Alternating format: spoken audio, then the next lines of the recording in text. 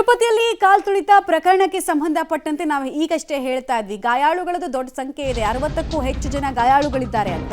So ಅವರೆಲ್ಲರಿಗೂ ಕೂಡ ಆದ್ಯವಾಗಿ treatment ಅನ್ನ ಕೊಡಿಸೋ ಕೆಲಸ ಆಗ್ತಾ ಇದೆ. ಗಾಯಗೊಂಡವರ ಆರೋಗ್ಯವನ್ನ ವೆಂಕಯ್ಯ ಚೌಧರಿ ಅವರು ವಿಚಾರಿಸಿದ್ದಾರೆ. ಇವರು ತಿರುಪತಿ ದೇವಸ್ಥಾನದ ಹೆಚ್ಚುವರಿ ಕಾರ್ಯನಿರ್ವಾಹಕ ಅಧಿಕಾರಿ.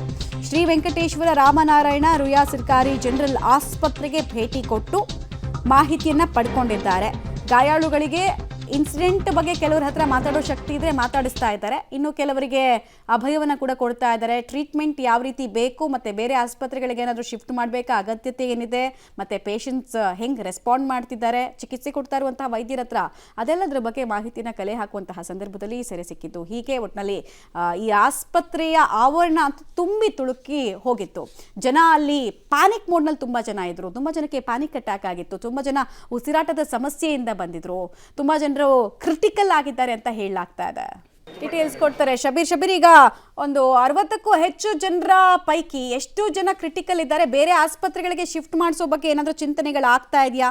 ಏನೇನು ಮಾಹಿತಿ ಟ್ರೀಟ್ಮೆಂಟ್ ಕೊಡ್ತಾ ಇರುವಂತಹ ವೈದ್ಯರು ಹೊರ ಹಾಕಿದ್ದಾರೆ ಅಂತ?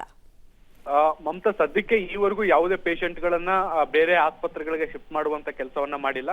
ಸ್ಥಳೀಯ ಭಾಗದಲ್ಲಿ ಏನಿದೆ ಆಸ್ಪತ್ರೆ, ಆ ಆಸ್ಪತ್ರೆಯಲ್ಲೇ ಚಿಕಿತ್ಸೆಯನ್ನ ಮುಂದುವರಿಸುವಂತ ಕೆಲಸವನ್ನ ಮಾಡ್ಲಾಗ್ತಾ ಇದೆ. ಮುಖ್ಯವಾಗಿ ನಾವು ದೃಶ್ಯಗಳಲ್ಲಿ ಕೂಡ ಗಮನಿಸ್ತಾ ಇದೀವಿ, ಬೇರೆ ಆಸ್ಪತ್ರೆಗೆ ಸ್ಥಳಾಂತರ ಮಾಡುವಷ್ಟು ಸಮಯ ಕೂಡ ಇಲ್ಲ. ಅವರಿಗೆ ಇಮಿಡಿಯೇಟ್ ಟ್ರೀಟ್ಮೆಂಟ್ ನ ಅವಶ್ಯಕತೆ ಇರುವಂತದನ್ನ ಕೂಡ ಗಮನಿಸ್ತಾ ಇದೀವಿ. ಸಾಕಷ್ಟು ಜನ ಆಘಾತಕ್ಕೊಳಗಾಗಿದ್ದಾರೆ, ಅವರಿಗೆ ತುರ್ತು ಚಿಕಿತ್ಸೆ ಅಗತ್ಯ ಇರುವಂತದ್ದು. ಹೀಗಾಗಿ ವೈದ್ಯರು ಕೂಡ ಸಾಕಷ್ಟು ಪ್ರಯತ್ನಗಳನ್ನ ಕೂಡ ಮುಂದುವರಿಸಿದ್ದಾರೆ.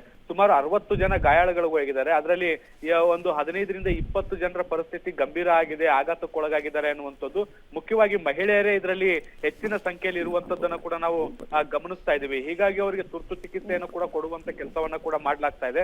ಒಂದ್ ಸ್ವಲ್ಪ ಪರಿಸ್ಥಿತಿ ಸುಧಾರಿಸಿದ್ರೆ, ಅವರು ಚೇತರಿಸಿಕೊಳ್ಳುವಂತ ಲಕ್ಷಣಗಳು ಕಂಡು ಬಂದ್ರೆ ಅವರಿಗೆ ಹೆಚ್ಚಿನ ಚಿಕಿತ್ಸೆಗೆ ಬೇರೆ ಆಸ್ಪತ್ರೆಗೆ ರವಾನಿಸುವಂತ ಸಾಧ್ಯತೆಗಳನ್ನ ಕೂಡ ನಾವು ನಿರೀಕ್ಷೆ ಮಾಡಬಹುದು. ಆದ್ರೆ ಈಗ ಸದ್ಯಕ್ಕೆ ಅಗತ್ಯ ಇರುವಂತ ಎಲ್ಲಾ ಟ್ರೀಟ್ಮೆಂಟ್ ಗಳನ್ನ ಕೂಡ ಆ ದೇವಸ್ಥಾನದ ಭಾಗದಲ್ಲಿರುವಂತ ಆಸ್ಪತ್ರೆಯಲ್ಲೇ ಮಾಡ್ಲಾಗ್ತಾ ಇದೆ. ಮಮತಾ, ಆಲ್ ರೈಟ್ ಶಬೀರ್, ಹಾಗೆ ಸಂಪರ್ಕದಲ್ಲಿರಿ, ವಾಪಸ್ ಬರ್ತೀವಿ.